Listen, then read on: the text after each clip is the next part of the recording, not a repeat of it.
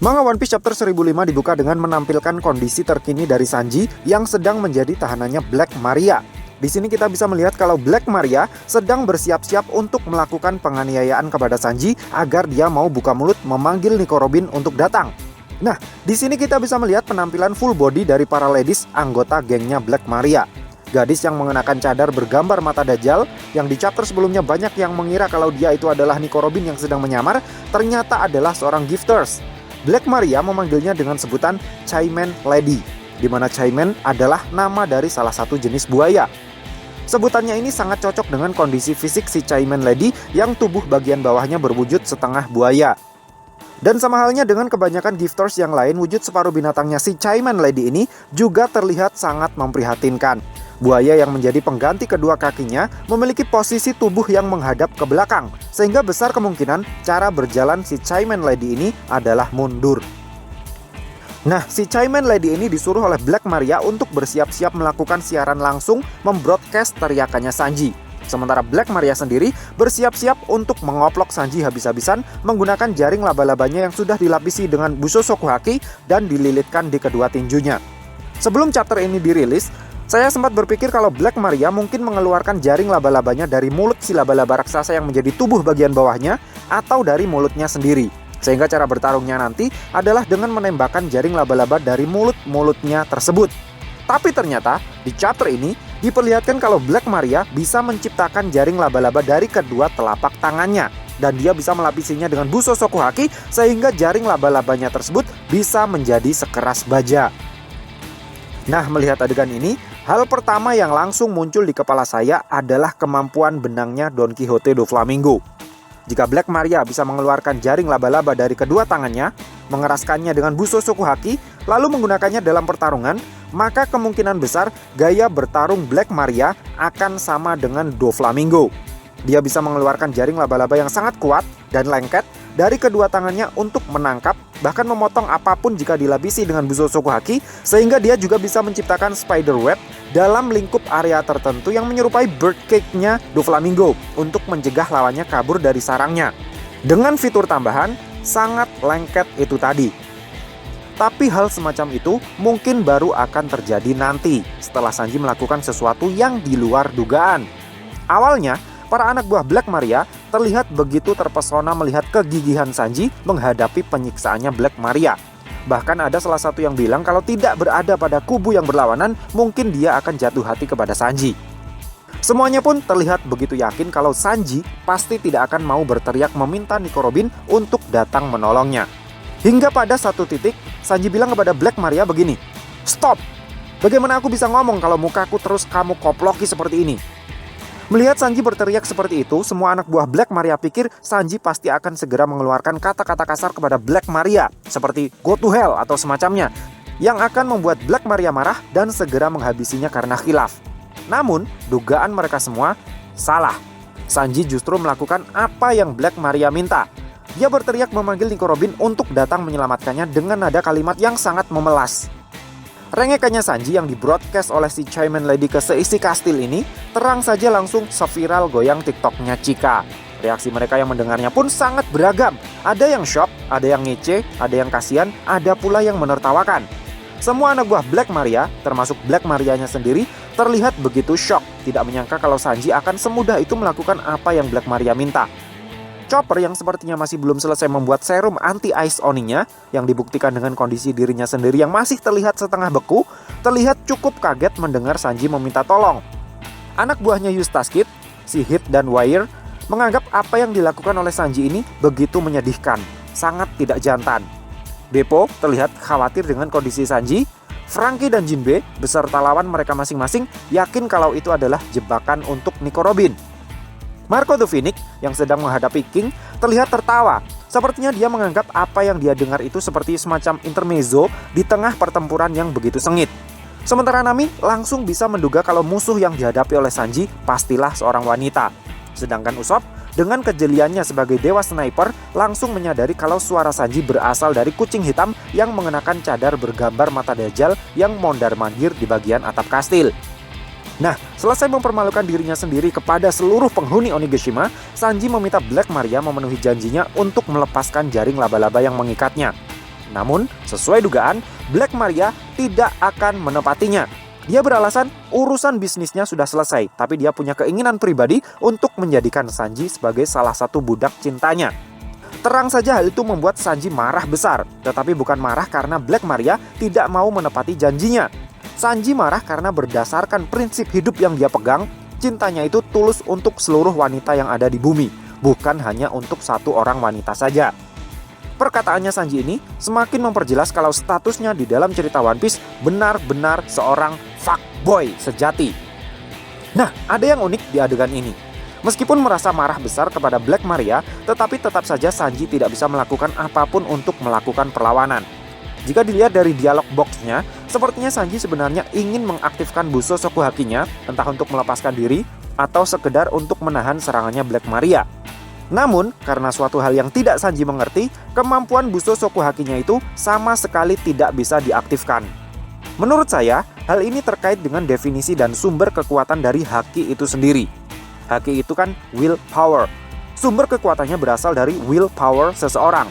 Jadi jika Sanji tidak memiliki will untuk melukai seorang wanita, maka sekuat apapun Busou Shokuhakinya saat melawan Pejuan tetap tidak akan berfungsi di hadapan seorang wanita. Tidak hanya di hadapan Black Maria, bahkan anak buah Black Maria yang paling lemah pun, asalkan dia seorang cewek, dia bisa saja membuat Sanji babak belur dengan tinjunya. Dengan mengambil logika terbalik, maka ketika Sanji nanti harus berhadapan dengan seseorang petarung yang sangat kuat, seperti King misalnya, Sanji akan tetap bisa mengalahkannya karena tekad Sanji sudah sangat bulat. Willpower Sanji sudah nggak sekedar loading lagi, tapi sudah full throttle. Dibuktikan dengan keputusannya untuk mengambil opsi yang sangat memalukan dengan merengek meminta pertolongan Nico Robin tadi. Menurut saya, keputusan Sanji untuk meminta pertolongan Nico Robin berarti dua hal. Pertama, Sanji yakin dan percaya dengan kekuatan Nico Robin. Sanji yakin kalau Robin pasti nanti akan bisa mengalahkan Black Maria. Nico Robin sendiri sepertinya juga paham kalau alasan sebenarnya kenapa Sanji meminta pertolongannya adalah karena Sanji yakin dan percaya dengan kekuatannya, bukan karena Sanji ingin mengorbankan nakamannya demi keselamatannya sendiri. Makanya di adegan setelahnya, Nico Robin justru mengucapkan terima kasih kepada Sanji karena sudah mempercayainya. Kedua, Sanji ingin menghemat tenaga dan meminimalisir luka agar dirinya masih bisa bertarung dengan kekuatan penuh melawan musuh yang lain setelah Nico Robin membebaskannya dari Black Maria. Jika Sanji tetap kekeh tidak mau memanggil Nico Robin untuk datang, maka dia tidak akan bisa berbuat apa-apa ketika Black Maria terus-terusan mengoplokinya. Sanji benar-benar akan KO sebelum berhasil mengoplok salah satu petinggi Beast Pirates. Menurut hitung-hitungannya Sanji, hal semacam itu pasti jauh lebih memalukan dibandingkan dengan jika dirinya harus secara menyedihkan meminta pertolongan Nico Robin. Dan oleh karena Sanji sampai berani mengambil keputusan yang mungkin akan mencoreng wajah kejantanannya seumur hidup di kancah perbajak lautan, itu artinya tekad Sanji untuk membuat pihak aliansi memenangkan pertempuran sangatlah besar. Dan jika hal sememalukan itu saja sampai Sanji lakukan, maka bisa dipastikan kalau Sanji juga pasti tidak akan ambil pusing dengan sumpahnya untuk tidak menggunakan kekuatan Red Suit Germa lagi. Dugaan saya, Sanji akan langsung menggunakan Red Suit-nya untuk menghadapi Jack nanti. Tujuannya hanya satu, yaitu Sanji ingin menghabisi Jack secepat-cepatnya dengan luka seminimal mungkin agar segera bisa mengalahkan musuh yang lebih kuat lagi dan bisa segera bergabung dengan Luffy dan Zoro menghadapi Kaido. Meskipun mungkin dalam perjalanannya nanti Sanji akan kepentok menghadapi Queen, King, atau malah mungkin CP0.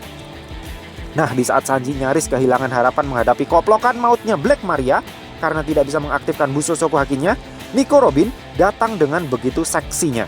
Tangan raksasanya Nico Robin memberi tamparan yang luar biasa keras ke muka Black Maria hingga membuat tubuh si iblis laba-laba purba itu tersungkur ke lantai. Black Maria begitu terkejut mendapati Nico Robin sudah ada di dalam ruangannya. Dia terlihat tidak habis pikir bagaimana ceritanya Nico Robin bisa lolos dari jebakan jaring laba-laba yang sudah dia pasang di setiap sudut pintu masuk ruangannya. Usut punya usut, itu semua berkat ulahnya Brook. Seorang anak buahnya Black Maria melaporkan kalau jebakan jaring laba-laba yang sudah dipasang semuanya hancur berkeping-keping seperti pecahan es batu. Dan untuk lebih memperjelas kondisi tersebut, Brook mempraktekannya secara langsung di depan mata Black Maria dengan membekukan dan menghancurkan jaring laba-laba yang mengikat Sanji. Begitu terlepas, Sanji langsung bergegas meninggalkan ruangan Black Maria untuk menuju ruangan tempat para Scabbards berada karena menurutnya dia sama sekali tidak memiliki kesempatan untuk menang melawan Black Maria. Adegan pun kemudian berpindah ke tempat Yamato berada. Di tangan Yamato sudah ada seekor tikus bercadar Dajjal yang terlihat mengeluarkan asap dan sedikit percikan listrik. Yamato menjelaskan kalau tikus tersebut dan juga binatang-binatang lain yang bercadar Dajjal yang banyak berkeliaran di seluruh Onigashima sebenarnya adalah pasukan cyborgnya Kaido yang disebut dengan Meris. Meris ini fungsinya seperti CCTV sekaligus walkie-talkie bagi para manusia yang juga mengenakan cadar yang sama. Dengan adanya seekor Meris yang berhasil ditangkap oleh Yamato ini menandakan kalau lokasi persembunyian mereka kini sudah diketahui oleh musuh. Yamato harus segera pindah mencari tempat persembunyian lain. Untuk memuluskan rencana migrasi tersebut, Momonosuke harus disembunyikan dari pantauan musuh dengan cara apapun. Dan cara yang paling tokcer yang terpikirkan oleh Yamato adalah menyembunyikan Momonosuke di balik bajunya sendiri. And that's it. Momonosuke sekali lagi mendapatkan boobs secara cuma-cuma.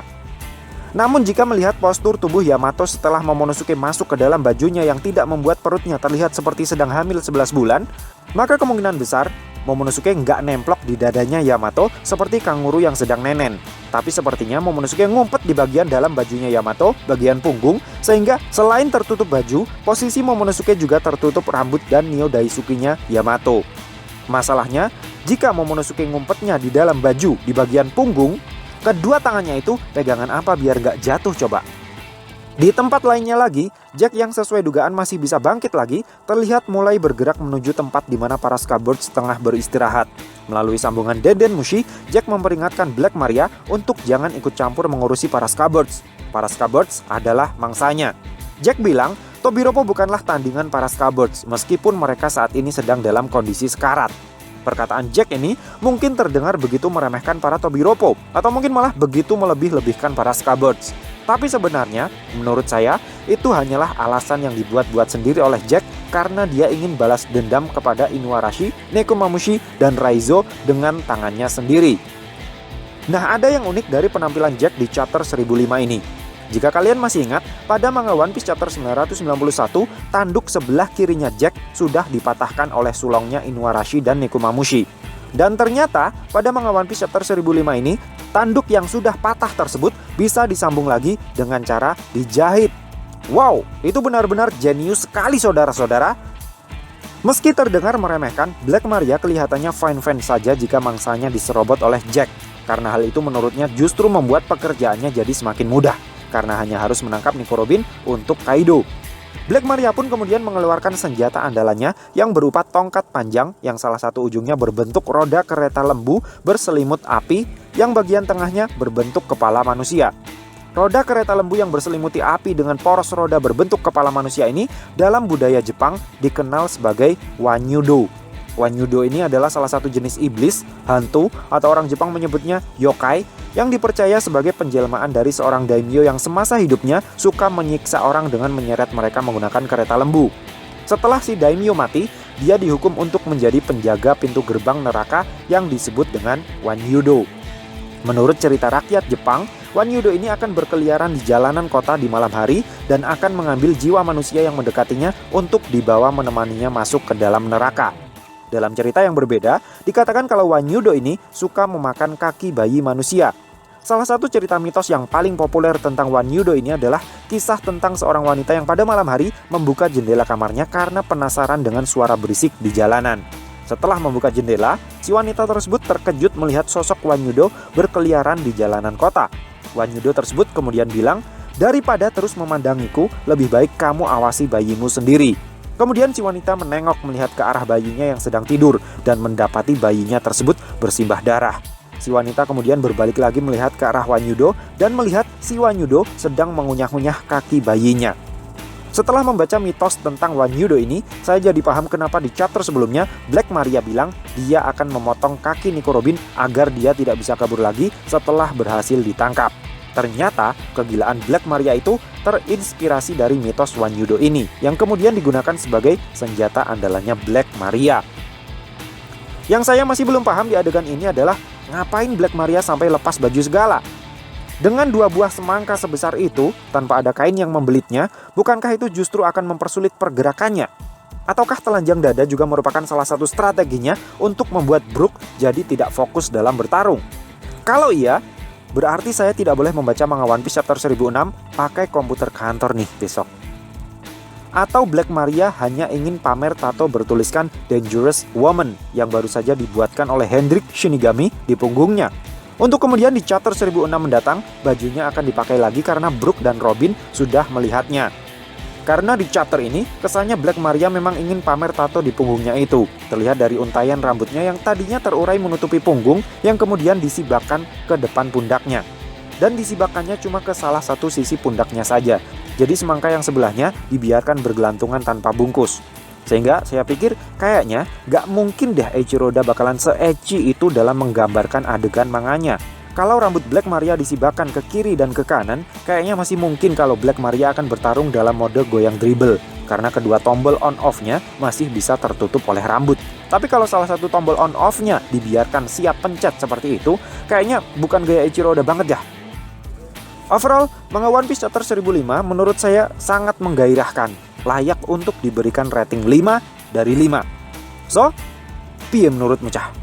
Terima kasih sudah mampir ke channel kami. Jangan lupa like, share, dan subscribe jika menurut kalian video-video kami cukup menarik untuk ditonton. Sampai ketemu lagi dalam video kami yang berikutnya. And matur nuwun.